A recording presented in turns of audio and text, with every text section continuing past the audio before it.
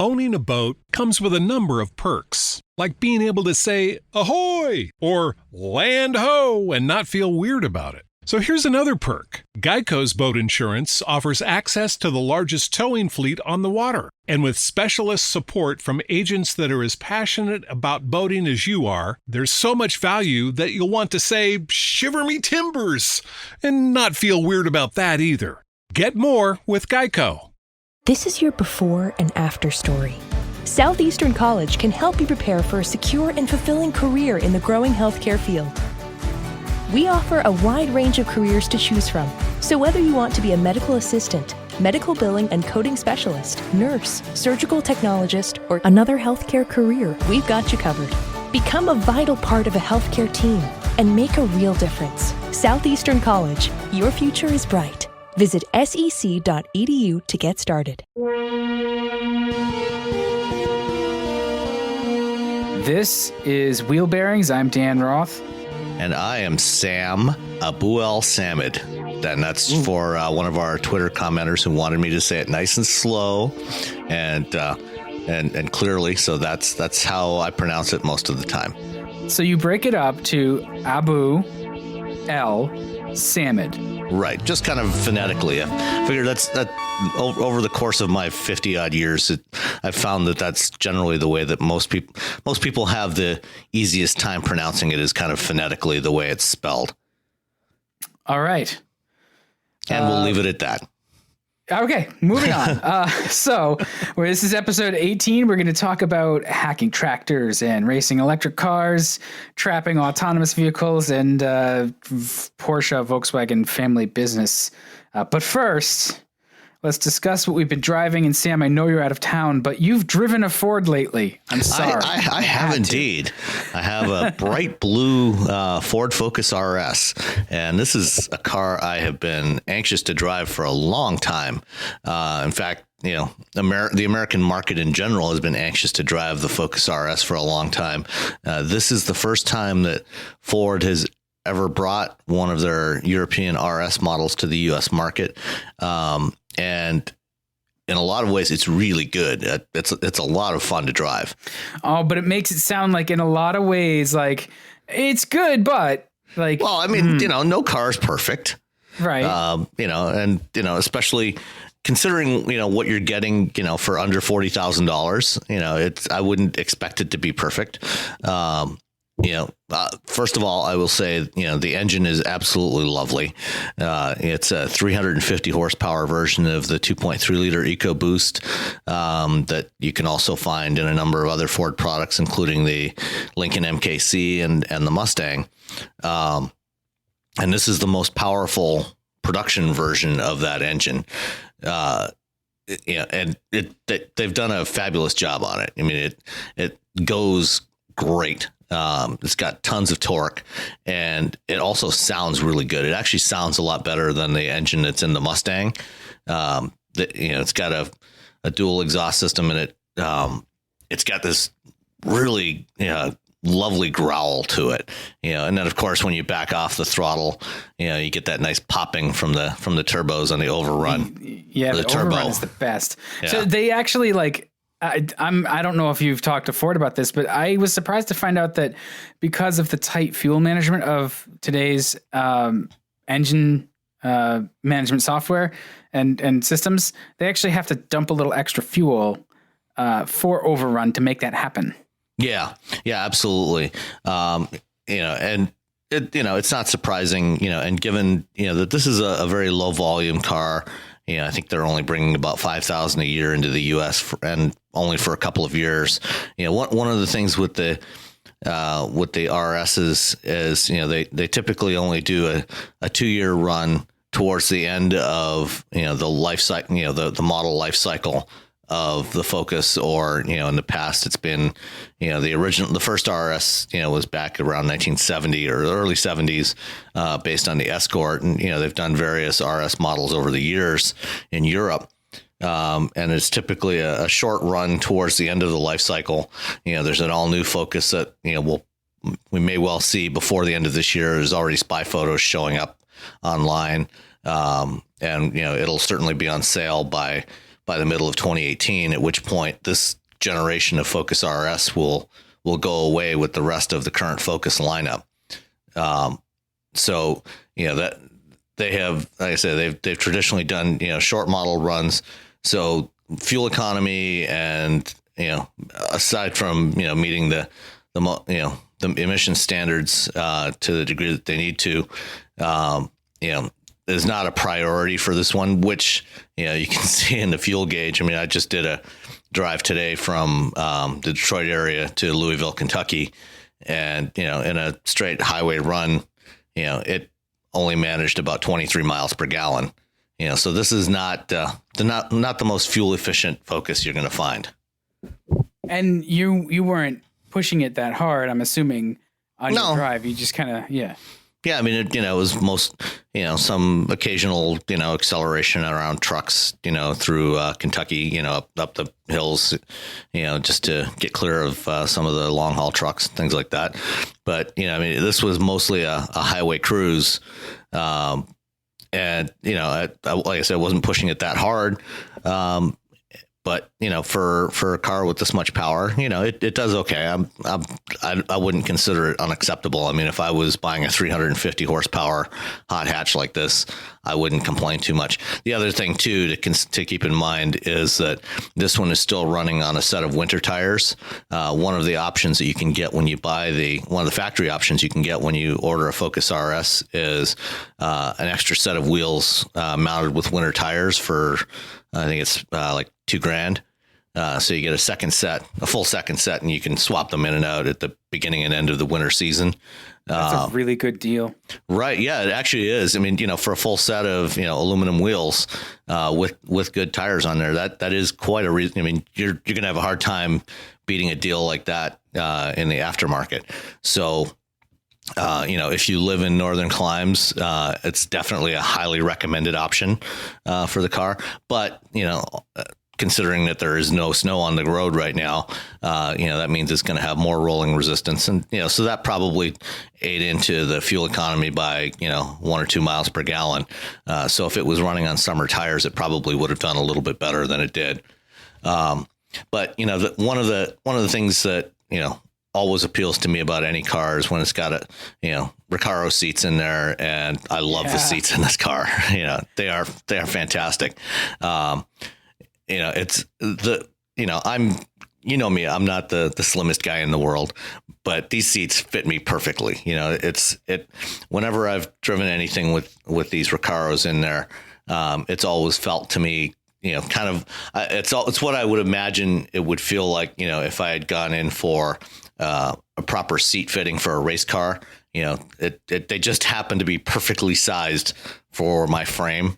Well, it's because anytime really Recaro needs to design a seat, they ask you to be their sort of body example, right? Like they call you. Sure, yeah, they call me all the time to test out their seats. I actually find that I really like the sport seats in cars like this. That and the Golf R was kind of the same thing, where it had the extra bolstered seats, and just all of that stuff I could do without the extra power, even just for the chassis and the seats. Yeah, I mean, you can get basically these same seats in the Focus ST as well, and they're available in other. You can get them in a Mustang, and they're available in other brands of cars as well. So they're very comfortable. Even on a 5.5 hour drive today, I did not feel at all pinched, or there were no hard points or anything. I mean, there were. There's relatively few adjustments on these seats. Everything is pretty much fixed in place. I mean, you basically move the seat forward and back, adjust the height and the rake of the seat back. And there's also an inflatable lumbar support. But aside from that, everything else, the side bolsters and everything are fixed in place. But nothing felt pinched at all after 5 hours in the seat. So, the seats are definitely an A+. Yeah, that's a pretty good endorsement. But the rest of the car too. So it's a little bit under $40,000, and I mentioned the Golf R. That's sort of the other car that it's like most. The Golf R and the Subaru WRX STI are they're the main competitors in this segment, and then in the next few months we'll have the Civic Type R as well. So I'm not really sure that the STI. I mean, I guess it competes, but I just feel like the Golf R and the Focus RS are kind of, they're almost an echelon above. You know, there's such a solid platform, both of them, and they have that level of refinement that I find lacking in the WRX and the STI, even though those cars definitely bring it in terms of performance. I don't know. Maybe that's just me being a snob. To a slight degree, I think, I mean, not, yes, I think the Subarus are maybe not quite as refined, as the VW and the Ford. And, by the same token, I don't think that the Ford is as refined as the VW, especially in the interior, fit and finish, the materials. I think, Volkswagen, that's one thing that Volkswagen has done really well for a long time is the interiors of their car, even in their mainstream models, the mainstream Volkswagen models, aside from, when they did the current generation Jetta sedan, when they first launched it here in the U.S., they decontented it and went to hard plastics and everything. And, that was, generally, that was an exception to the rule for Volkswagen. And to some degree they did that on the U.S. market Passat as well. But for the most part, most VWs, have really nice interiors, especially for their price point. And, I think the Golf R, is probably a notch above the Focus in that respect. But, overall, it's very functional. The controls are pretty well laid out. The rear seat, is, I would say not as roomy as a Civic, but, it's still adequate for a couple of adults. So, I think, overall, the Focus R is a really nice car, a lot of fun to drive. I haven't had a chance to try out the drift mode yet. I haven't found a suitable place to try that out. But well, I mean, you could find a truck stop and just kind of hide between a couple of trailers, right? And just do your thing. Yeah, exactly. I'll do my what's his name? Why can't I think of his name now? The Ken guy. Block, your Jim Connor. Yeah, Ken Block. Do my Ken Block imitation. In a Kentucky truck stop. I'm sure that'll go over real well. It's probably not the wildest thing going on in a Kentucky truck stop. You're probably right there. Yeah, but so it does have all-wheel drive, and the chassis is buttoned down. How does it? Yeah, well, that's the other thing. This car has the same flaw that I found when I drove the Focus ST last year in terms of its chassis control. Overall, it's really good. Even over like some really rough pavement, around my area where I live, given what it's capable of, it doesn't punish you. It doesn't feel punishing. But the one thing that I've found both with the ST and with the RS is that there's certain sections of road of freeway, at highway speeds, 70, 75, 80 miles an hour, where the road looks smooth, but there's just enough of a little bit of an undulation in the road. And, there's one particular section of I-94, between Ann Arbor and Detroit Metro Airport, where certain cars exhibit this behavior where it seems a little bit bouncy. So the natural frequency of the suspension is getting excited a little bit by these low amplitude, low frequency waves in the pavement. And I found the same kind of behavior in a couple other sections along my drive today. Not all the way, but just in a few sections of road. And when I drove the Civic or the Focus ST last fall, I actually gathered some data and I shared it with the engineers at Ford. And they were going to take a look at it. I don't think they've done anything with it yet, but I pointed it out to them, and just to make them aware of it, as something to consider when they work on the next Focus. Well, so what kind of data did you gather? Oh, I used the just from my phone. I mounted my phone in a mount on the windshield, and used an app called Torque Pro, and there's a plugin for it called Track Recorder. So I basically used the phone as a dash cam, but it also recorded some data from the accelerometers in the phone, so you could see, the vertical acceleration of the car. So you could see the actual, the slight bounciness that you can feel in your backside. Yeah, and you can see that. So what it graphs that out basically is like a so you'll see the frequency of oscillation. It's going to make it bounce. Yeah, it's like about I think it was about a 1 to 1.5 hertz oscillation. So it's a fairly slow oscillation, but it's enough that it's noticeable. And most of the other vehicles where I've experienced that are usually higher riding trucks. Certain trucks like the Toyota Tacoma, the Toyota Tundra, really exhibited that kind of behavior to a much much larger degree. And also the Jeep Wrangler was particularly bad along that section of road. Huh. That's not too great when your performance cars. So I riding like a Wrangler, but like I said, it's not, it's not a huge vertical motion of the car, but it's just enough that it's noticeable. So it's just enough that it's annoying. Yeah. Well, maybe next time they'll put a little badge on their handling by Sam. Right. The Isuzus that used to have the handling by Lotus. Yeah. On the fender. What about you? What have you been driving? Yeah, FCA has been taking good care of me over the last 2 weeks with their sort of off-road ready, capable vehicles. Last week I had a Ram 2500 Power Wagon, and this week I have a Cherokee Trailhawk.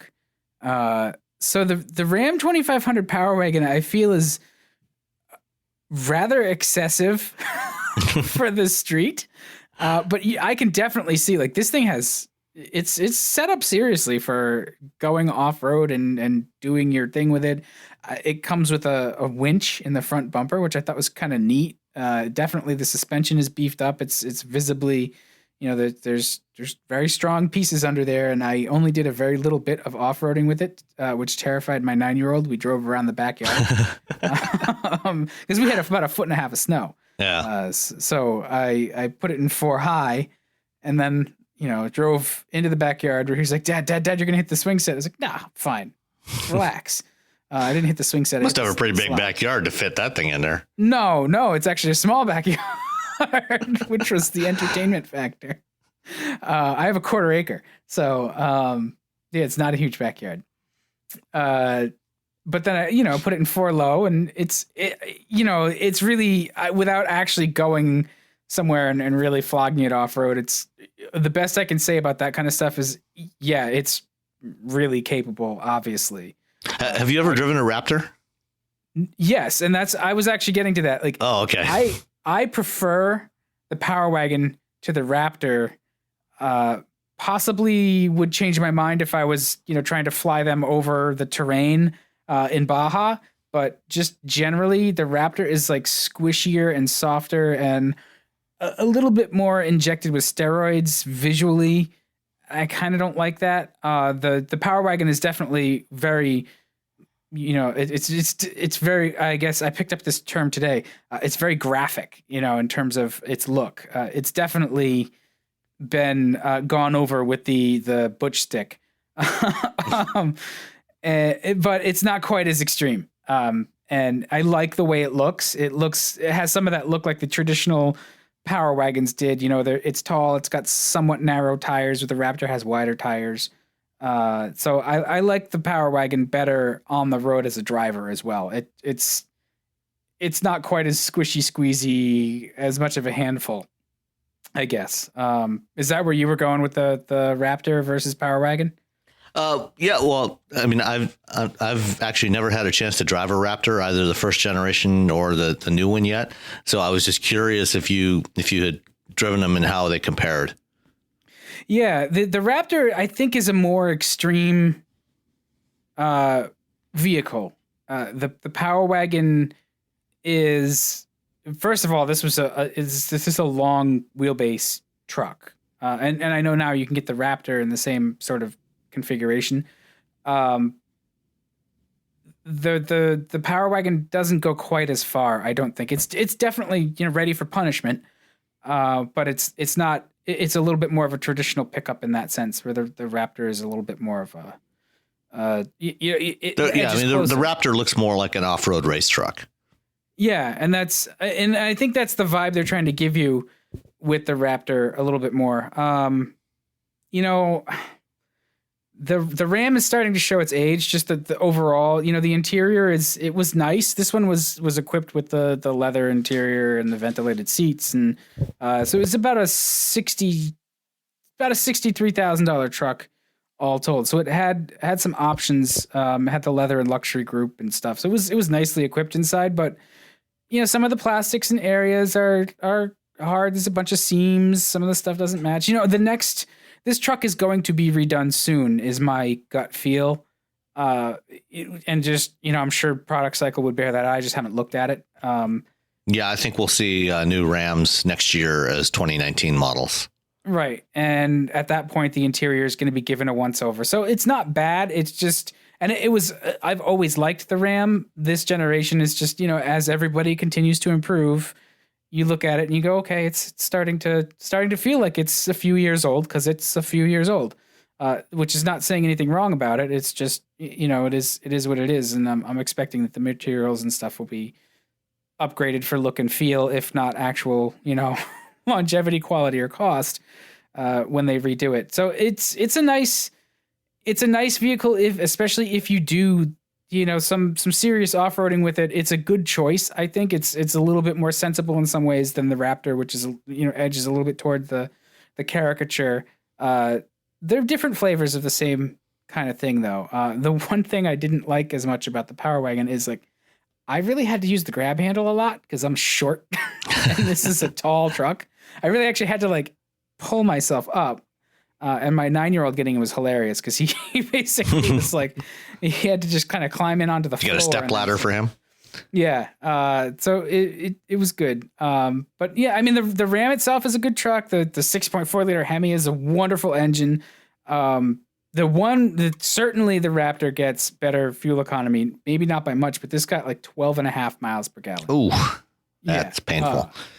Although, when gas is only a couple bucks a gallon, doesn't hurt that much, but yeah, well, and it would go into 4-cylinder mode pretty readily, and I could sort of totter along with it. So it's both this and the Raptor. They're both comfortable inside too. They're definitely some tough hardware here, but lined nicely with materials if you get the luxury packages, and this one had it. So and then the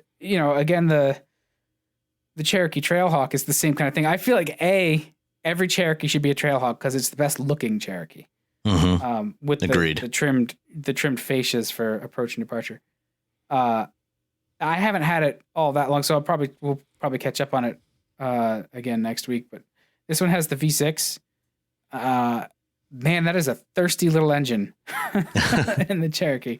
That's about my biggest criticism right now is it sucked down a tank of fuel, and it's only getting about 20 miles to the gallon, and I feel like it should do better for what it is. But well, that reminds me of one other slight annoyance about the Focus. Like most cars in its segment, it has a relatively small fuel tank. It's only a 13-gallon tank. Oh, man. And with that 22, 23 miles per gallon, it doesn't have the kind of range that you would get out of a lot of other cars in this size class. Yeah, you're stopping every 250, 300 miles. Yeah. To fill it. Yeah. That's tedious. But, it's not like you got to sit around for a few hours waiting for it to charge up. So. Yeah, there is that. So speaking of that, why don't we hit some of our topics? You know what? Since you said charge up, why don't we talk about electric racing cars? It seems like that's actually becoming with the growth of Formula E. There's new manufacturers. You think that that's going to start to be kind of a leading area for motorsports? It certainly seems that way. Certainly the FIA, the International Automotive Federation, who are behind Formula One and a lot of the other top ranked racing series in the world, are putting a big push behind Formula E. They're going into their fourth season this later this summer or fall, and then next year in 2018, because they run their seasons staggered with Formula One, so they start I think like in late summer and run into the spring. And next year for season 5, there's going to be some big changes. Up to this point, Formula E has been basically a spec racer series. They've had one chassis that was designed and built by Dallara. McLaren has built the electronics and the motors. Williams did the battery system, and Renault did all the system integration, and it was all put together by a company called Spark Racing Technologies. Spark is continuing as the vehicle constructor, so they're pulling all the pieces together. And this time McLaren has taken over design of the battery pack and went for the new cars coming next year.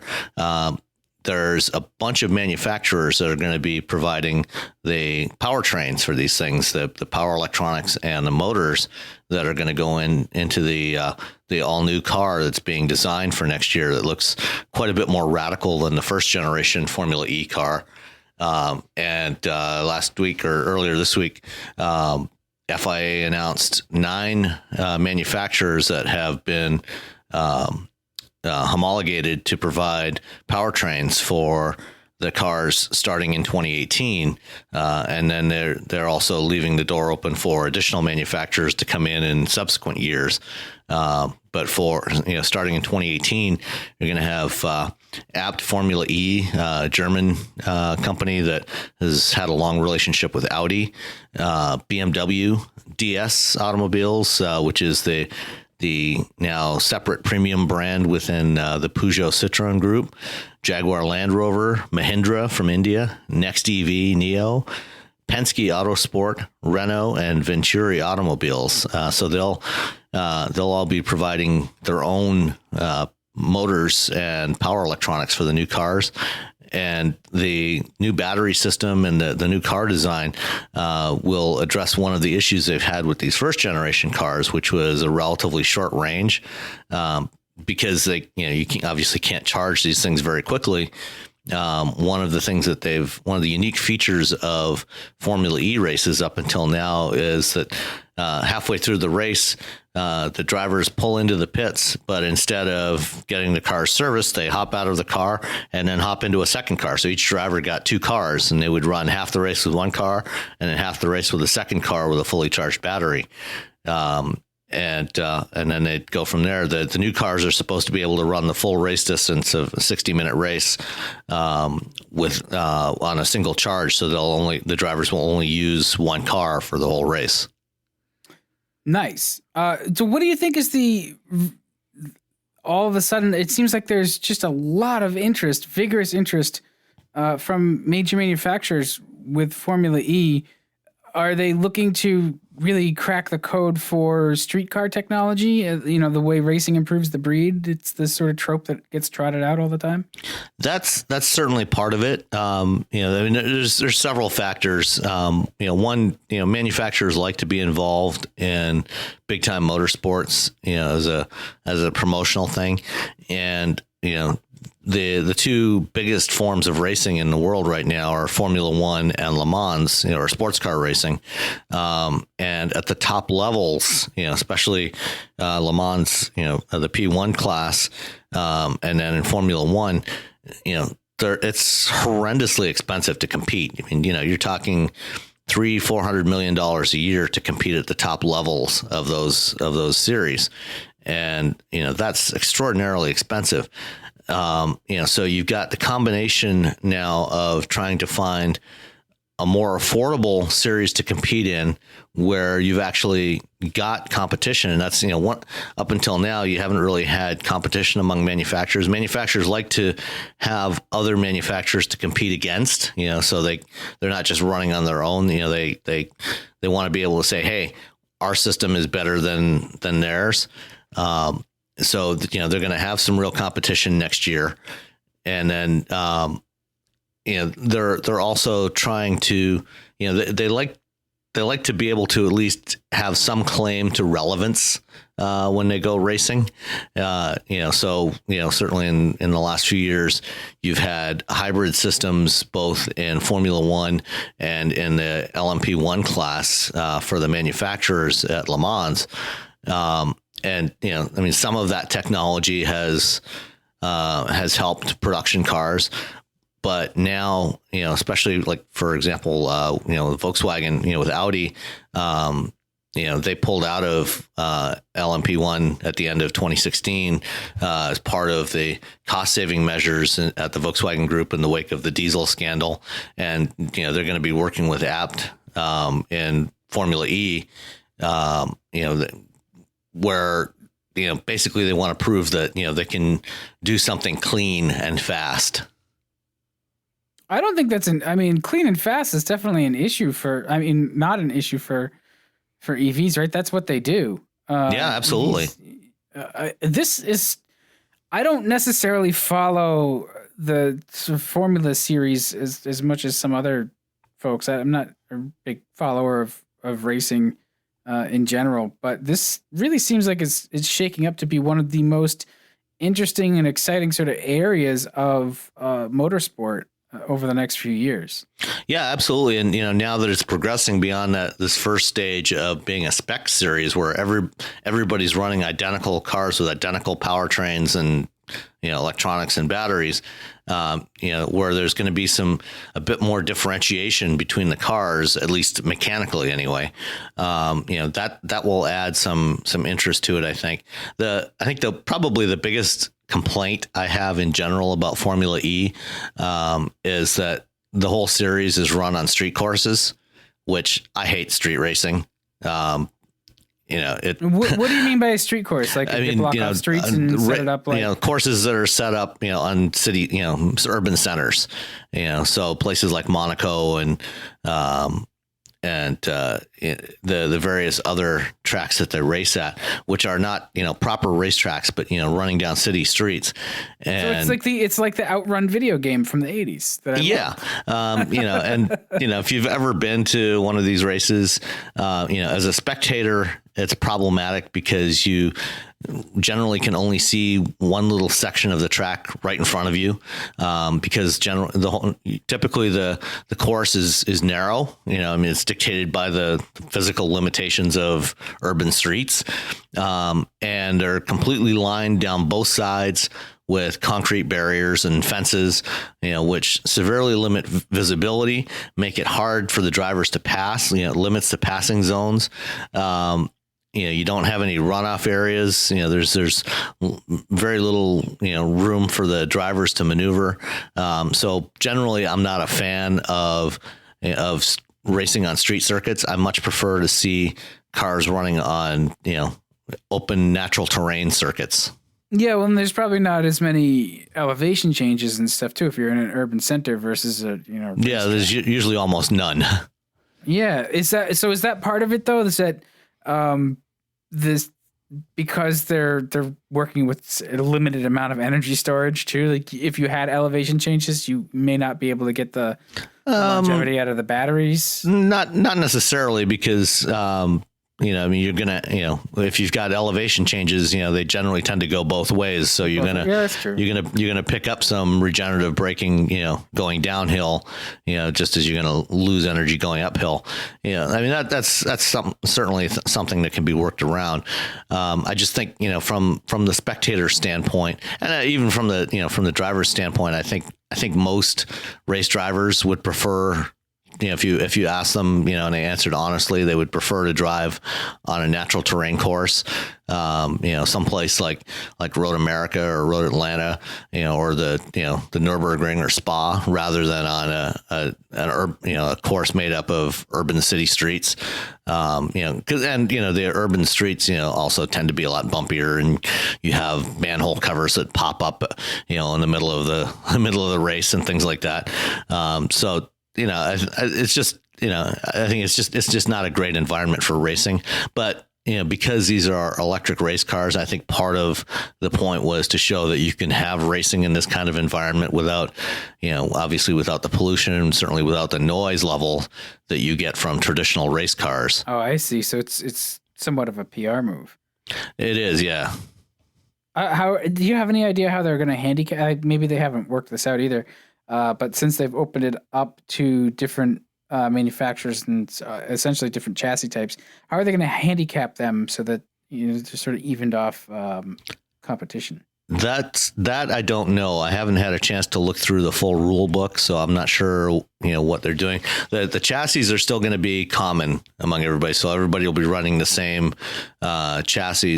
It's a new chassis, but it'll be the same for everyone, and the same battery system.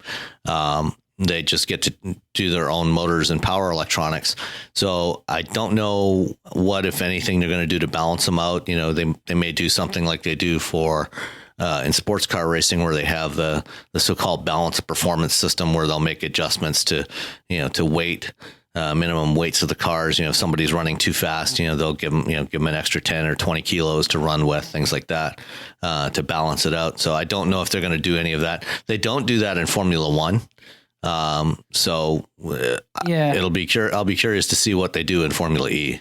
I mean, sort of the mercenary in me says they should do nothing. They should allow cheating, and it should just be that kind of excitement. I agree.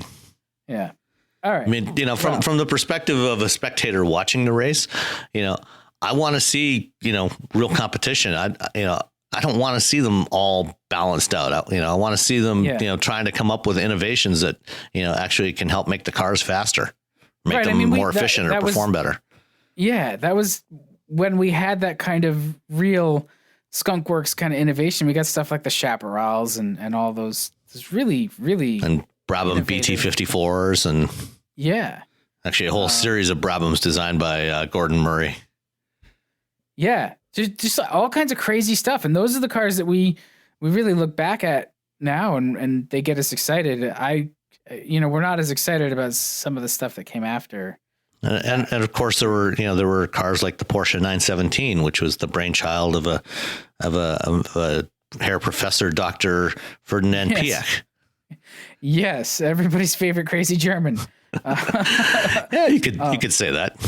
If we're going to talk about him, we should talk about what he's doing with Volkswagen, so I wasn't clear. He's looking to, first of all, apparently he's lost like all his friends. Yeah, well, I'm not so sure that he ever really had all that many friends. He doesn't seem like that warm and fuzzy kind of guy. No, warm and fuzzy are definitely not words that I think that anybody who's ever dealt with Dr. Piech would use to describe him. For those who are not aware in the audience, Ferdinand Piech is the grandson of Ferdinand Porsche and nephew of Ferry Porsche. So Ferdinand Porsche was he was the guy behind the Volkswagen, the original Volkswagen Beetle, and numerous other things in the pre-war years. His son Ferry Porsche started Porsche AG, the sports car manufacturer, and he designed the 356 and worked on the 911 and other cars. And then Ferry Porsche's Ferry had a sister, Louise, and so Ferdinand Porsche had, from him, there were two branches of the family.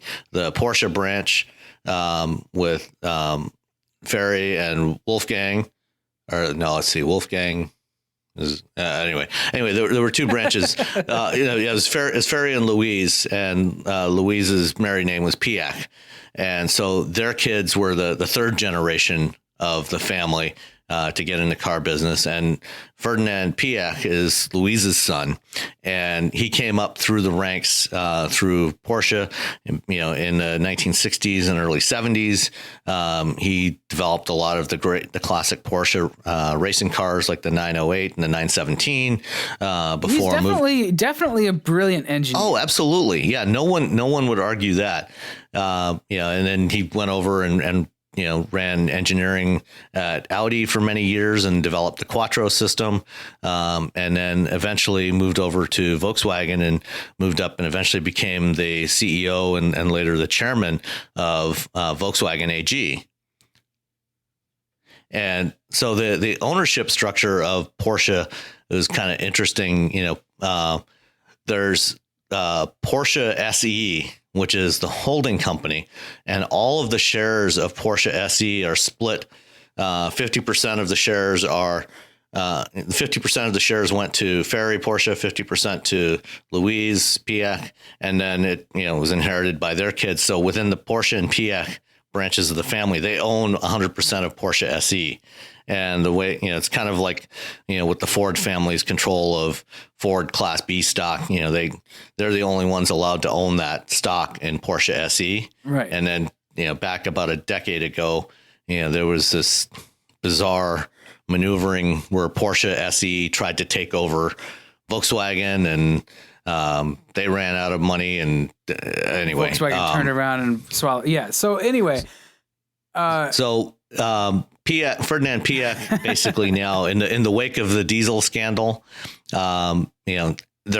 everybody's trying to push him out. He was chairman of the supervisory board of VW for many years after he retired as CEO, and basically the rest of the family is now in the process of trying to buy out his stake in Porsche SE for a couple of $billion.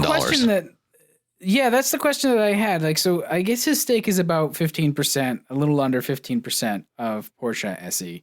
And it's worth about €1 billion, 1.1 billion or so dollars.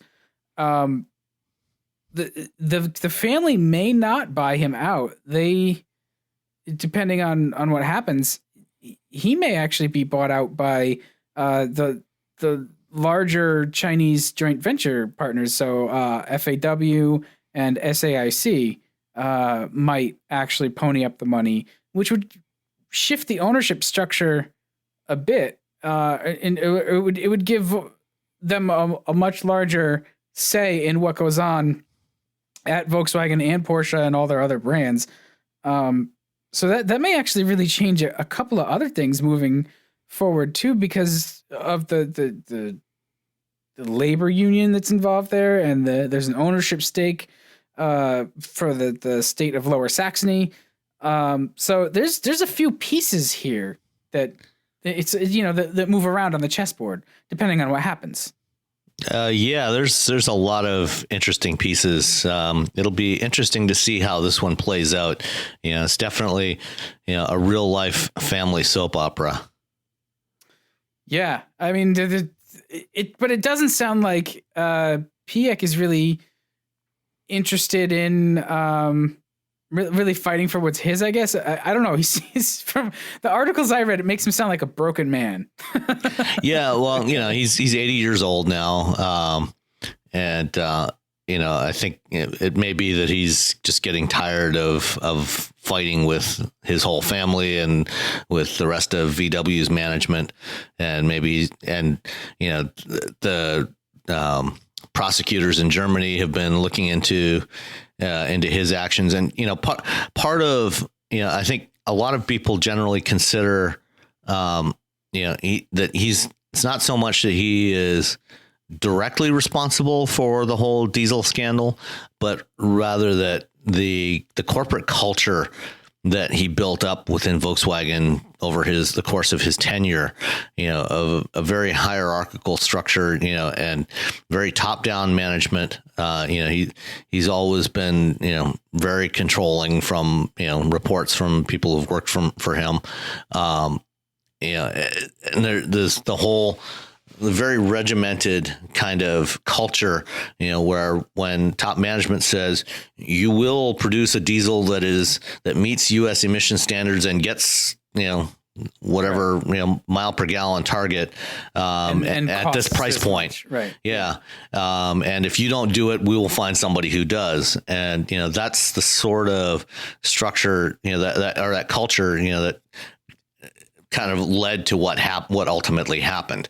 So whether or not, he or his upper management knew specifically what was done, they certainly knew why it was done. They certainly understood why it was done.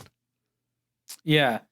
Now that the reign of terror is over and they're still cleaning up, like the ripple effects of just that one issue are going to take quite a long time to play out.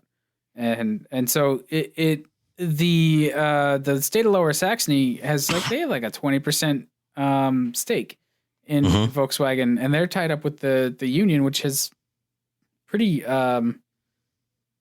Or maybe the union is separate too, but like there's European labor unions are no joke. Yeah, well, the way it's structured at Volkswagen and a lot of other German companies, big German companies, I don't know that the union actually has any equity stake, but under German law, they do get half of the seats on the what is known as the management board, which is roughly the equivalent of a board of directors, at an American company. So, it would be, IG Metall and the other unions. IG Metall is the big one that represents most of the workers, but there's a few others.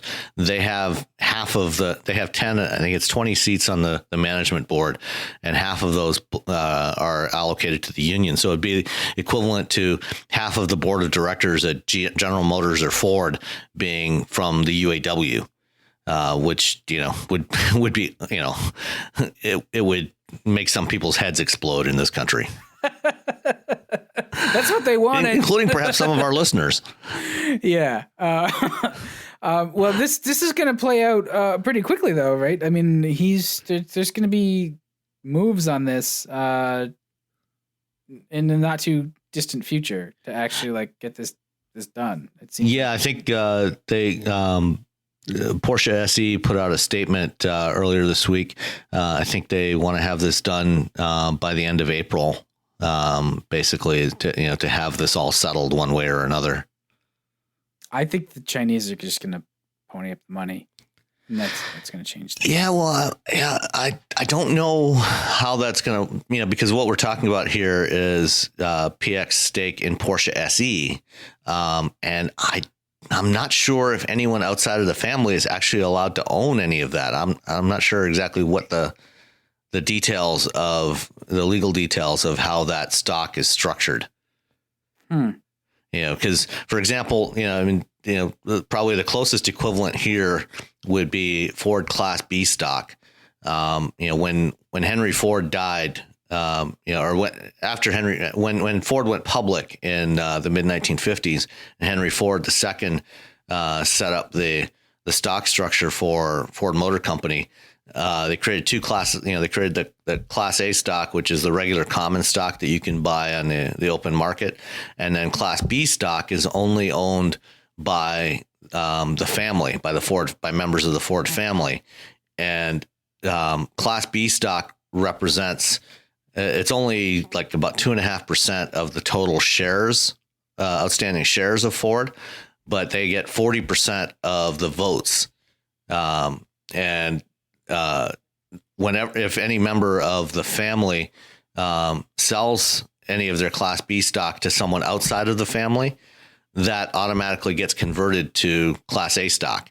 So it loses those extra votes that they had, and I think that there's something similar with the Porsche SE shares. So I'm not sure if they even can sell it to anyone outside of the family. Huh. That's interesting. Reuters had a quote by I guess it was Ferdinand Dudenhofer. I guess he's from the University of, I'm gonna mangle this, Duisburg Essen. Saying that he doesn't expect that the Porsche Piech families will put up the money. So maybe it's that the family members will get funding from the other partners. I don't know. This is going to be a thorny deal if there's that kind of stock restriction or something. But fascinating to watch on the business side. Not a whole lot to actually do with cars, other than they are companies that make cars. Right. Well, like I said, Ferdinand Piech himself, has been a huge influence on the way Volkswagen and Audi have been run over the last 40 years. His whole approach to management has hugely influenced both the culture of the company and a lot of the product decisions that the company has made through its various brands, and the expansion of Volkswagen, to now, I think 12 between cars and trucks, 12 different brands that they either own or control. So, he has been hugely influential on the auto industry as a whole. Yeah. Well, they went from under him. They went from this, a big player in Europe and a big player anywhere there was a protected market. That's why they were in South America so much, was the protected markets, and they had that game down. And they've expanded out to really be a very large global player. So I wonder if that sustains with some other leadership, or if he really was the vision and the visionary that set it up and sort of kept it going, even with his reign of terror. Yeah, we'll see. So let's move on to another kind of car topic. I don't know. You had actually sent me this link earlier in the week, and it's gotten play. I've seen it around the web over the last couple of days. It's from, I think, Motherboard. From Vice. So it's about farmers are hacking their John Deere tractors so that they can actually repair them and do their farming. Because very much like cars, tractors now are highly sophisticated, and they require a software handshake for a lot of things. A lot of times you can replace a physical part, but it's going to be married to the rest of the vehicle and blessed with either a software download or a key gen or something. And that's a big problem for farmers when stuff breaks and it can only be worked on by authorized John Deere service center, and they're like 40 miles away or even more sometimes from some of these farms, and they charge an hourly rate that's not cheap, and they charge a premium for parts and everything else. So it locks in the farmers to sort of this monopoly on parts and repair, which isn't really it doesn't sound fair, and it doesn't really mean you own the vehicle, right? Like if you buy the tractor, you own it. You own the ability to repair it, to service it as you see fit. And that's not really what's going on here. This is more like, well, that's the way it should be. Right. That's everybody's perception. But really what happens is John Deere has had farmers signing essentially license agreements, like end user license agreements, that says they will not use unauthorized parts and service, and they will abide by the restrictions that John Deere has laid out in this document. It runs kind of alongside the right to repair argument. It's kind of a shadow issue, but what's happening is the farmers are actually turning to private forums hosted out of Eastern Europe, where the software has been cracked, so that the guy who has the farm equipment dealership in town can get you up and running and service your vehicle when you need it, as part of your community, versus the Deere guy from wherever who's going to charge X amount and you're going to lose a day of farming. Like when you're farming, you don't necessarily have that buffer of time. Like sometimes you just have to do the thing you have to do right now. Yeah, I mean, when you've got to harvest, when the wheat or the corn is ripe and it's ready to be harvested, you got to get out there and do it now, or you risk that, it will get overripe or it'll rain and, it'll get ruined. So yeah, you don't have that flexibility as a farmer. And, the reason why I included this is because I think, it's very important in the context of a lot of what we've been talking about with autonomous cars going forward. I mean, you mentioned the whole concept of right to repair, and this is a battle that's been going on for a number of years now. Usually at a much lower level, just in terms of getting diagnostic tools to plug into cars, Right. or even other devices. Having the right. Once you buy a physical object, traditionally the idea is once you buy a physical object, you own that and you can do whatever you want with it. And that's what, so I ran into some of that, not to completely derail us, but I ran into this issue with my Volvos, my 2001s. Volvo made the tools available, but they didn't make it easy to figure out exactly what you needed. And then they were very expensive. And then I still had to buy access to the mothership computer, so I needed the computer that would plug into the interface that would plug into the car that ran this, and that computer ran the software that then would also talk to Mother Volvo back in Sweden. All of those things had a cost associated with them and a spec and a difficulty. They're not set up for amateurs. They're not supposed to be set up for amateurs. So if you're an independent shop, they made it available for you to get these things, and some shops did at a pretty high cost. What wound up happening was, because the cars were out in the market long enough, I bought a $200 cloned interface from China, which everybody did, and that came with a obsolete version of the Volvo software called Vita, which is like Vehicle Information Diagnostic After Sales or whatever. But that was the software that basically let me access the different modules in the car and shut stuff off, turn things on, resets, that kind of stuff. If I had wanted to, with that system, I think even the cracked system, I could still have bought a subscription to the online iVita system and downloaded software from Volvo. But it's not easy, and it takes this level of dedication. And that you basically did the same thing that these farmers are doing. I absolutely did, and it was very frustrating. So you should be thrown in jail for this, right? Well, I mean, the cars are gone. They should be thrown in jail for designing some of the flaws they did into those cars. But the thing that really bugged me was I kind of come down on both sides of it. I understand if you are a manufacturer and you're warrantying this product, to have somebody tinkering around with it is, exposing you to risk if they get hurt or injured because of something they did that it can't be traced. And so you're holding the bag, and it certainly costs you money if they break something and make a warranty claim on it. And you replace an engine, transmission, or something like that.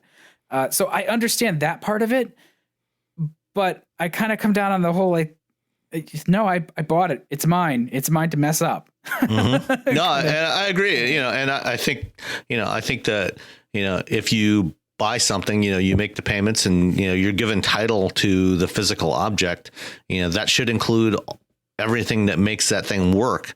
And if you do something that damages it, once you've done something that's outside of the warranty coverage, then, you're responsible for that. Right. I have no issue with a manufacturer not honoring a warranty. If the consumer has done something, that damages that software, if they've reflashed it or, done something that causes damage to other components in the vehicle because of that. I don't have an issue with that, but I think that, once you've bought something, once you own it, you should own all the parts of that. But, and that gets us to, this whole, where I think this is going in the future. You talked about, Volvo, wanting to control all those elements in the vehicle that are influenced by the software. That's going to become way more of an issue, in the coming years as we get into automated vehicles, because, now the software is going to control every aspect of that car. And, I think that, what we're seeing now, with companies like John Deere, not wanting, for John Deere and for other manufacturers, they don't want to give up the service revenue, and that's why they're doing this. But going forward, when we have automated vehicles, the consequences are actually much larger because, the traditional stance is that, the driver of the vehicle is responsible if they, run that vehicle, run somebody over, run into another car or a tree or whatever. If it's a driver error, that driver is responsible for it. They're liable for that, for what happens. If the driver is now not a human, but an algorithm running on a processor, then the manufacturer of that is going to be responsible for that. And so now all of a sudden, all these car makers that are going to be building these autonomous vehicles, if they're liable for all that sort of thing, I don't think these guys are going to want to give up the control because, they understand, they will not want consumers messing with this stuff, whether that's hacking the software or putting third-party service parts on there, third-party sensors, get some cheap, low-cost LiDAR sensor or radar sensor to replace the OEM parts. And so, they're going to want to make sure all that stuff is serviced properly so that they can ensure that the system behaves the way that they intended. And also that they can make sure that it's kept up to date because they're going to be pushing out software updates to these things as the technology evolves and the algorithms get better. They're going to want to update the software in these vehicles. And so, this is why I think that the right to repair issue is actually going to become a non-issue going forward because, rather than take the chance of consumers getting hacked software from somewhere in Eastern Europe to put in their automated vehicle, I think they're going to end up just keeping these vehicles and only providing most of them through mobility services, through on-demand services. So it's or like a lease, maybe. I don't know that it would even be a lease. I think it's, it could be a lease. But even that, I think it's more, is a little, it's a little more problematic. Still, the manufacturer, is still, I guess, the owner or at least the bank, whatever financial institution is backing the lease, is the owner of the vehicle. So technically the driver should not be messing with that stuff. But even those leasing terms are going to have to evolve because, if you go and lease a vehicle today, you're responsible for getting it serviced and maintained during the term of the lease. So that's going to have to change. They're going to have to change those terms to make sure that, maybe part of the leasing agreement is that it has to be brought into specific locations and serviced, only with official parts and things like that. And you can as an automaker, you can spin that as a positive. You can say, it's included, Yeah. Oh, absolutely. Call it back to the mothership. But I can see what you're saying is once you've removed the ownership component of that. And in some way that protects you because you're never actually selling it. You're right. And we've seen this. So you don't have a right to repair something you don't own. Right. At a very simple level, I've seen this happen and it's actually affected me where, I've used Adobe software for decades now. Mm-hmm. We used to buy the giant box, the $2,000 box of stuff that you use for like 5 or 6 years because it costs so much. Now you pay a monthly fee to Adobe for Creative Cloud. Right. But the flip side is I always have the newest version. Yeah.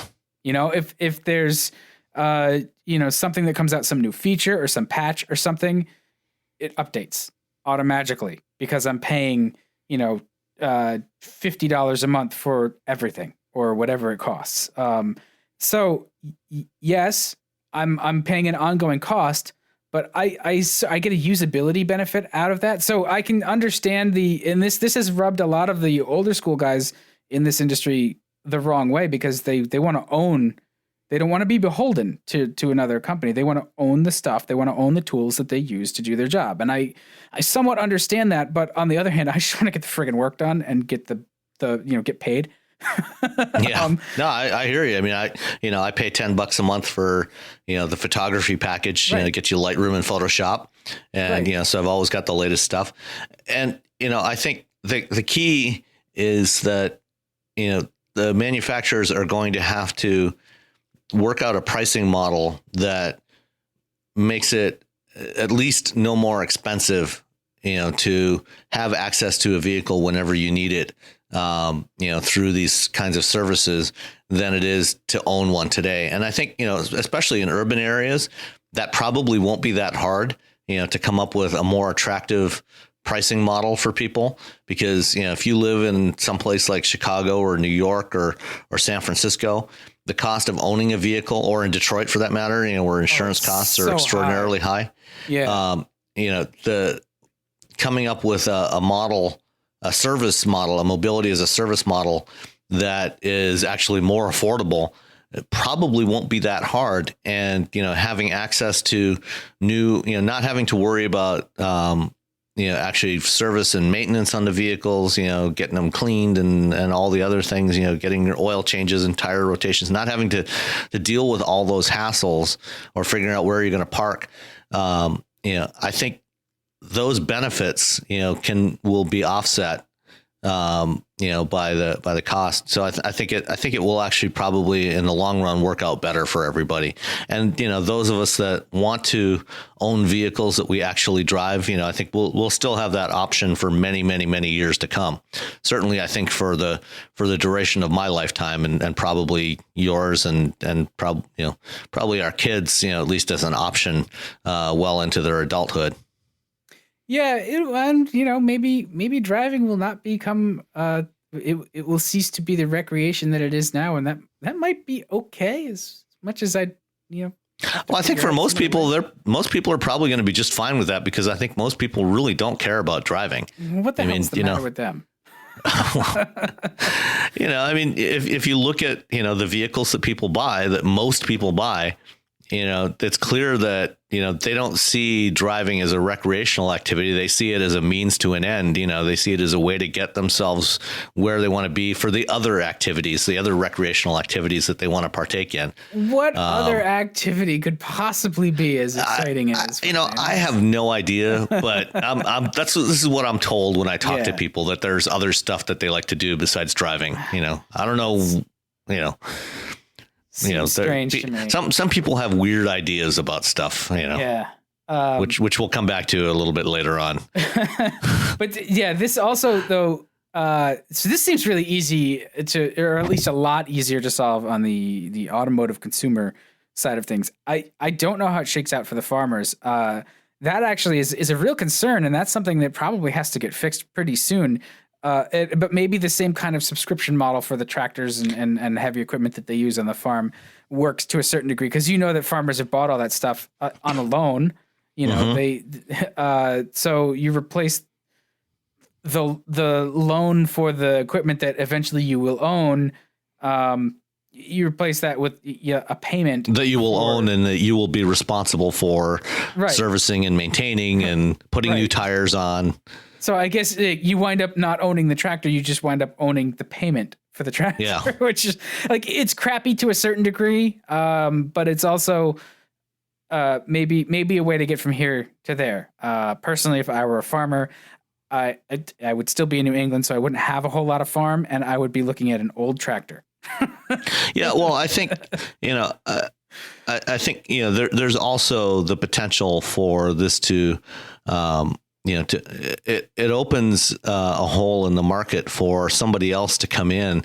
Certainly, John Deere is one of the dominant players in the farm equipment business, but if they don't want to go down that route, and if farmers don't want to go down a subscription model route, that opens an opportunity for somebody else to come in and say, hey, we will sell you this stuff, and, we won't try to control the software side of it. We're going to go the traditional model, and, so we'll give you that option if that's what you want.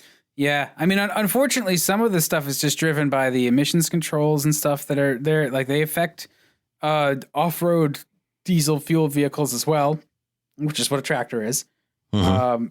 But I don't know. Farmers get the short end of the stick on a lot of different levels. I mean, they do. Look at the big ag that controls from the seeds to the fertilizer and just the way they get screwed every time. You're starting to sound like someone who's distinctly anti-big business, Dan. Yeah. I have looked into the companies such as Monsanto, and it makes me angry. Because it's yeah. All right. This is not the proper podcast, and I don't have enough understanding of the situation other to know that like what I have researched has pissed me off. Okay. Before we leave that entirely, I just want to address one email that we did get this week from Jonathan. And Jonathan, we appreciate that you're a fan of the podcast, and we hope you keep listening. Yes. Just despite our lefty leaning politics from both of us, and Jonathan's comment, basically was. I'm a friend of Jonathan's on Facebook as well, and I've seen his postings on there. And so I know that his political leanings are generally the opposite of what Dan and I espouse. We just want to comment that, yes, this is a podcast where Dan and I express our thoughts and opinions on a variety of topics related to transportation. And very often those will reflect our overall political leanings. And we're not trying to spout propaganda. This is just what we think. And we respect the rights of any of our listeners to have opposing opinions or anywhere on the political spectrum, or almost anywhere on the political spectrum. Well, no, I agree. I want to hear it, and I've been willing to engage with other folks via social media because I legitimately, yes, these are my opinions and my political leanings. I will say I'm unaffiliated. Definitely. Like you, Sam, I lean more towards liberalism than conservatism, but there's room for debate. If we can have a civil debate, great. Let's do it, because maybe there's something I don't understand, and I'm not saying that our way is always the right way, or that our way is absolutely the right way. Yeah. No, I'm joking. I mean, there's certainly been many times in my life when I've been wrong about stuff, and I'm willing to, as you are, to listen to opposing opinions. And anyone out there listening that has opposing opinions or contrary opinions, please share them with us. We're happy to talk about it and share your thoughts and have a conversation. I mean, that's right at the top of the website. It says this is a conversation about the future of transportation, right. And for a conversation, it needs to be at least a two-way discussion. Dan and I agree on a lot of stuff. There's some things we don't necessarily agree on. Yeah. But if there's something you disagree on, please share that with us, either via email or Twitter or Facebook or any other means you can get a hold of us. Yeah. And honestly, the problem that we run into, you can't separate automobiles or the automotive industry or cars, or even just being an automotive enthusiast from politics at a certain point. Cars are political to a degree. I think we try hard not to go overboard with it, but there are some things where it's almost unavoidable to at least discuss it. And in discussing it, our own opinions are going to come out. I don't think that's a bad thing. I know that sometimes there can be a tendency for folks to be a little apologetic about it and try to hide it and skirt it. I think it's better to just let's put it out there and say, this is what I think, this is what I believe, and this is why.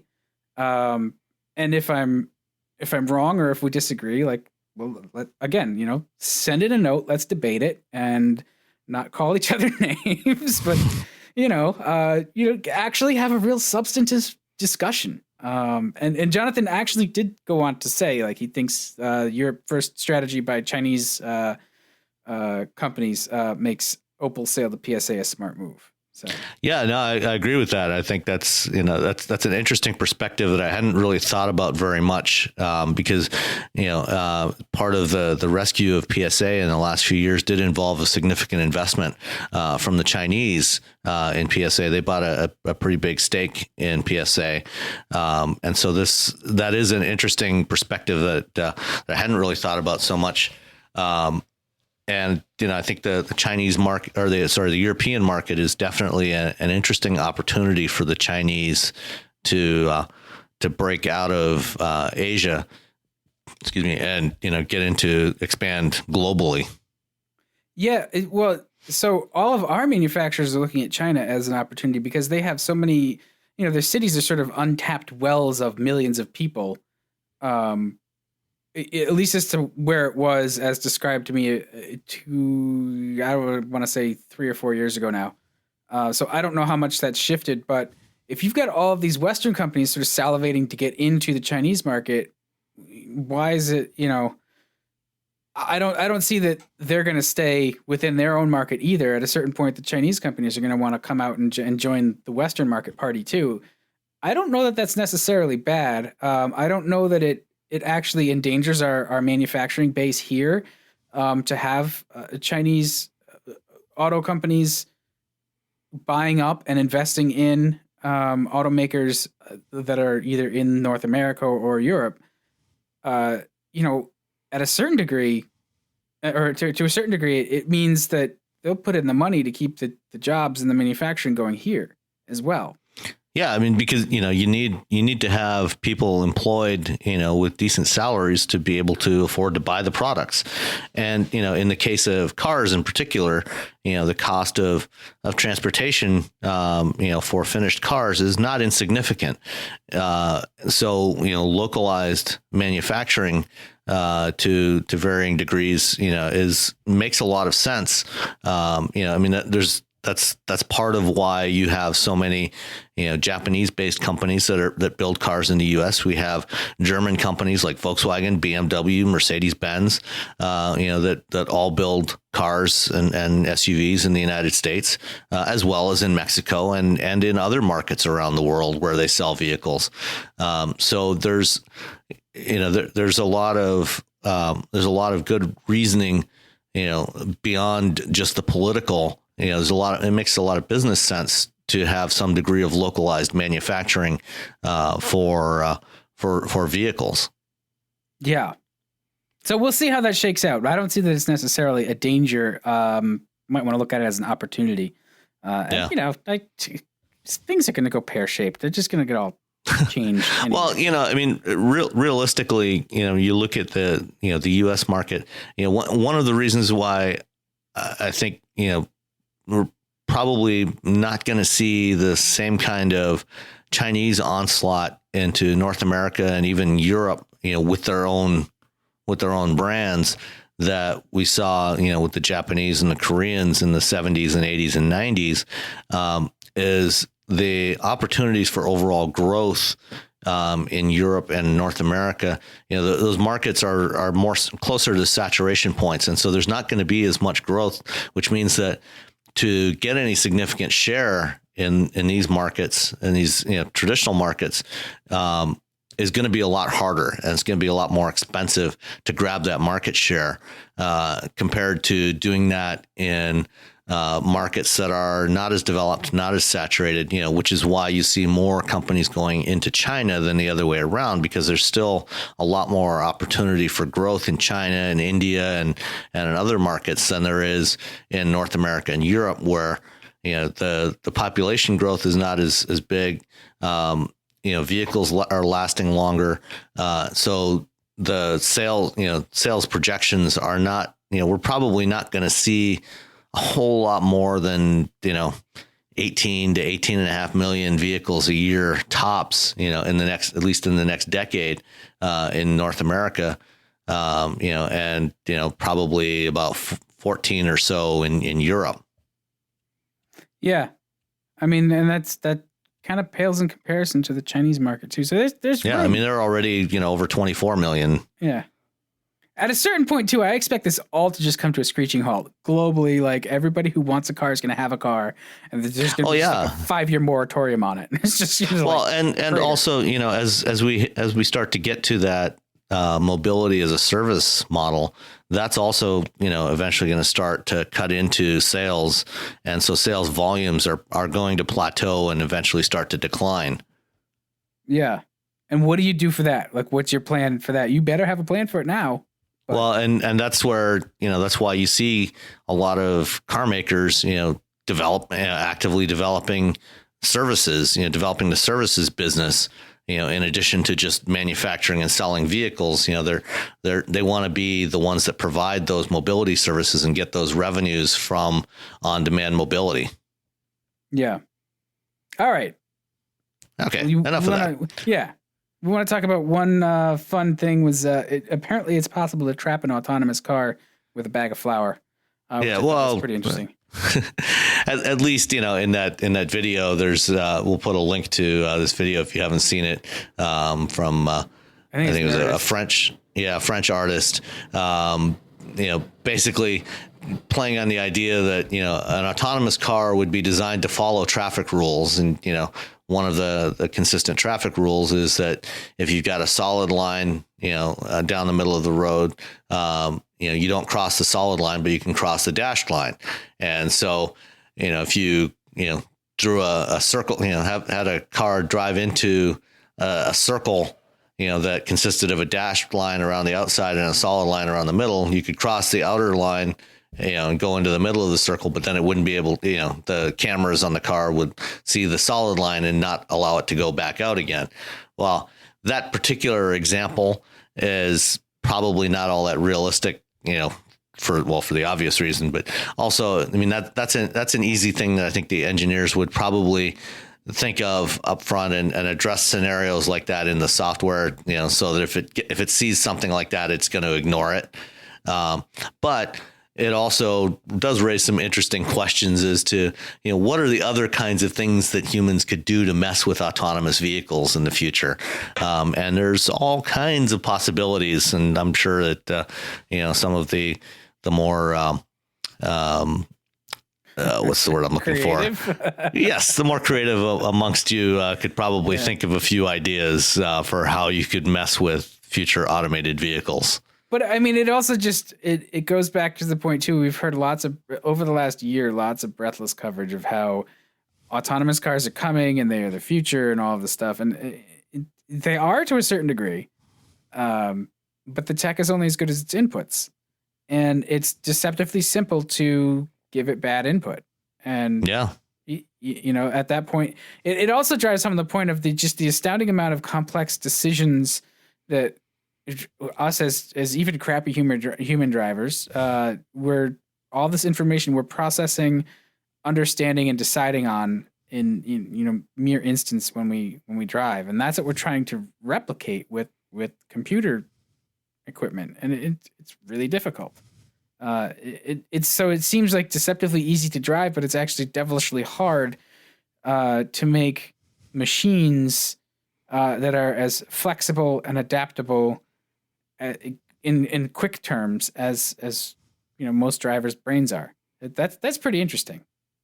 Yeah, no, absolutely. It's for all the flaws that our brains have, we are remarkably adaptable and remarkably good at dealing with very subtle nuances and figuring out seeing that something does not make sense and basically ignoring that. Not always, but in many scenarios. Yeah, some of us have better brains than others. All right, enough of that. Needless to say, there's still plenty of work for the software engineers to do before they have a really viable and robust self-driving car system. I just thought it was a funny parlor trick. I liked it. Yeah. Okay. So we had one question that came in on Twitter this evening. We had a couple, actually. We had another one too. So do we have another one? Okay. Yeah. All right. Well, let's hit this one first. The Roadster question. Let's see. who was it? Under I can't $10,000 roadster Yeah. for nice days and occasional autocross. Yeah. So early NC Miata, MR2 Spider, or early Boxster. So first of all, I think you might be on the edge of being able to get a decent NC Miata for under 10 grand.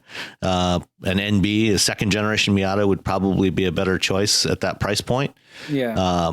I think MR2 or Miata would, either one would be a great choice. And particularly, the Miata, one of the advantage the Miata's got is easier serviceability. So if you like to pull out the wrenches and do some of your own work, it's going to be a lot easier to work on a Miata of any generation than either an MR2 or an early Boxster, which was the third option.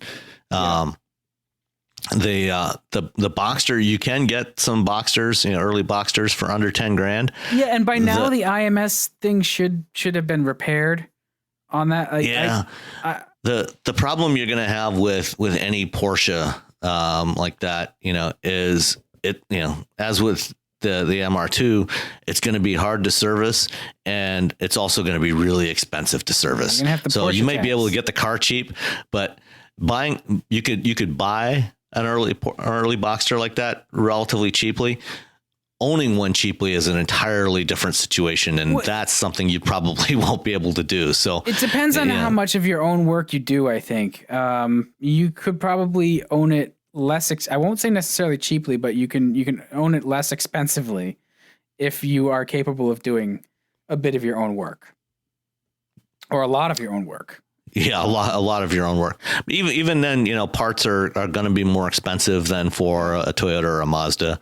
And I think certainly for the Miata, you can find a lot of there's a lot more of those around, so you can find parts cars, and it's going to be a lot easier to find parts than for the MR2, and to find them cheap. Yeah, I mean, the Miata to me is probably the smartest choice. It's the best bang for your buck. It's inexpensive. It's pretty durable and robust as far as cars like that go, because it's pretty simple. There's just a lot of support for it. The one other choice I think of is like the Honda S2000. Which that would be another great choice. Although those are hard to find for under 10 grand. Yes, that's what I was gonna say. Like you could probably find one for 10 grand, but you're gonna have to look carefully. It'll probably have high miles by that point and be like the AP1, which may not be your cup of tea. You might like the AP2 instead, which is the sort of later S2000. Yeah, the 2.2 liter. Yeah. Those are a lot of fun to drive. They're a lot of fun. The problem I think you're going to run into again is it's closer to the Porsche than it is to the Miata, where it's going to be a little bit more expensive to maintain. Parts are going to be more expensive. It's going to be, but it's also a lot easier to work on too, though. Yeah. It's sort of like halfway in between, right? Yeah. I mean, you at least have access to the engine in an S2000, Yeah. Accessing the engine in a Boxster that's going to be painful. Yeah. I mean, I really like the S2000. Another possibly inexpensive roadster would be something like a Solstice or a Sky. But I just don't think those cars are that. I mean, they're fun to drive, but they're not as livable as they feel like a kit car. Yeah. I mean, the tops are annoying to put up and down. If it rains, it's a hassle to deal with the top on those cars. The ergonomics are not very good. The MR2, it is above all else a Toyota. So It's going to tend to be reliable and tend to run for a long time. So even though it's, going to be a harder car to work on than either the Miata or an S2000, it will have a tendency towards reliability. So that's definitely a plus. Yeah. So I think we've basically said the answer is Miata. Or what is the thing? Is that not the answer to every automotive question? Well, so it's MIATA. Miata is always the answer. It is the 42 of the automotive world. Yes, absolutely. All right. So the other question that we got over Twitter was thoughts on a CPO. Oh yeah, Q50 hybrid. around 30,000 miles, or Optima Hybrid. He's asking, did the Optima Hybrid drive well for a hybrid or overall? No, I thought the Optima Hybrid drove well overall. I haven't driven the Q50 hybrid. I've generally heard, good things about the Q50 driving experience. Yeah. And this would be a used hybrid too, is what he's looking at.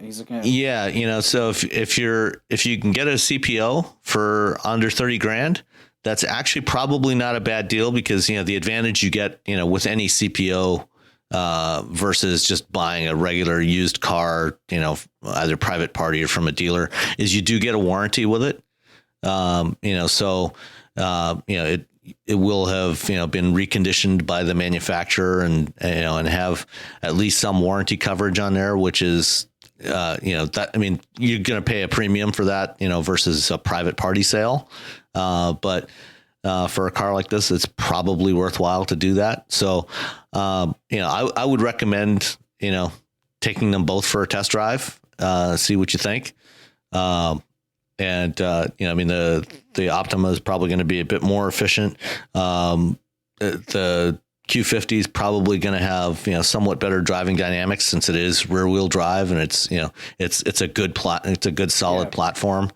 I would check them both out. I think they're both really good choices. I would much rather be in an Infiniti interior for the next several tens of thousands of miles than even the Optima, which is nice, but depending on the equipment level. Yeah, no, you're probably right. Infinitis are nice inside when they're equipped well, and the press cars are always equipped well, so they're very nice. That's an easy thing to love. Definitely the Optima Hybrid's going to probably be a little bit more sophisticated in how its hybrid system operates, and it's probably another generation evolved from the Infiniti system, which it's good, but I don't know that it's the same kind of car. Yeah, it's basically their first generation hybrid system, which has been around for I think about 5 or 6 years now. So you're right. It's probably, I haven't driven it yet, so it's probably not quite as refined as the current generation Optima. I think it will probably be fine. So I think we solved that one too. Okay. Is that it we've got for questions? I believe so. Yeah. Let me just take a quick look over on Facebook and see if there was anything else there in the time since I last checked. I'm not seeing. No, nothing new there. So yeah, I think we're good for tonight. Well, we'll hit everybody up next week. Thank you for the couple of questions and the feedback on our political views. And if you have any contrary views, and you want to make your argument, we're here. We'll listen, and we'll discuss it. Just make stay away from ad hominem stuff, and give us good solid reasons for what you're saying. Send them in with lots and lots we'll of definitely insults take and into account. And bad spelling and all caps. I like that. The all caps especially.